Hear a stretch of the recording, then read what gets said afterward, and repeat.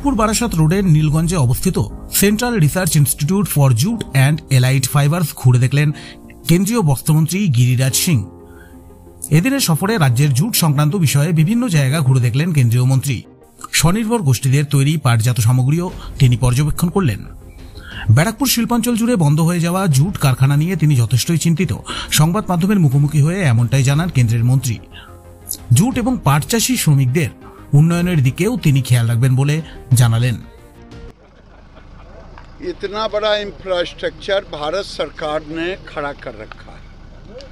यहाँ क्राइजेफ जैसी इंस्टीट्यूशन है जो ब्रास्ट फाइबर, जो प्लांट से फाइबर निकलता है, जूट भी है, फ्लैक्स भी है और भी रेमी है, कई ऐसे फाइबर हैं। कभी राज्य सरकार आकर के इस पे काम नहीं किया और मेरा उद्देश्य है फार्मर को इनकम बढ़े और जूट की इनकम बढ़े, तभी लेबर का इनकम बढ़ेगा। अब हम एक क्रॉप साइकिल क्राइजेफ ने डायरेक्टर ने बनाया है। उसके डायरेक्टर गौरांकर कर जो हैं कि हम फ्लैक्स लगाते हैं, फ्लैक्स के बाद हार्वेस्ट किया, उससे केवल 3 लाख रुपए हेक्टर आएगा। उसके बाद पैडी लगाएंगे, जूट लगाएंगे, जूट के बाद पैडी लगेगा। ये साइकिल से हम किसानों को 1.5 लाख रुपए एकड़ दे पाएंगे। और जब 1.5 लाख रुपए किसान को आएगा तो इंडस्ट्री स्वतः डाइवर्सिफिकेशन करेगा। अभी जूट में 3 पाउंड के सूते आ रहे हैं, उसकी तैयारी कर रहा हूँ।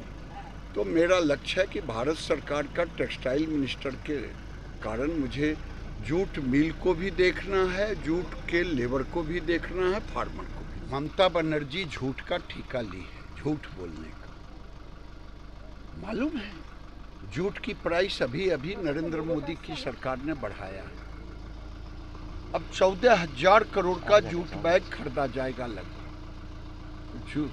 हाँ, हमने ये जरूर कहा है जो जूट मिल मजदूरों को ईपीएफ नंबर देता हो, जो रेगुलेशन को मानता हो, उसी को बैग का ऑर्डर मिले।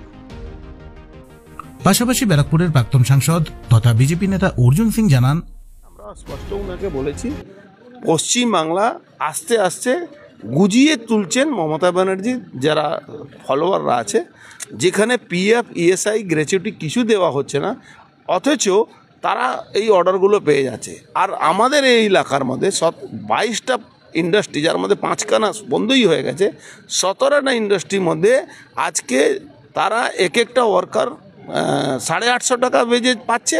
আর পিএফ গ্র্যাচুইটির জন্য ওকে ধরুন আরও 500 টাকা, মানে 1300 টাকা।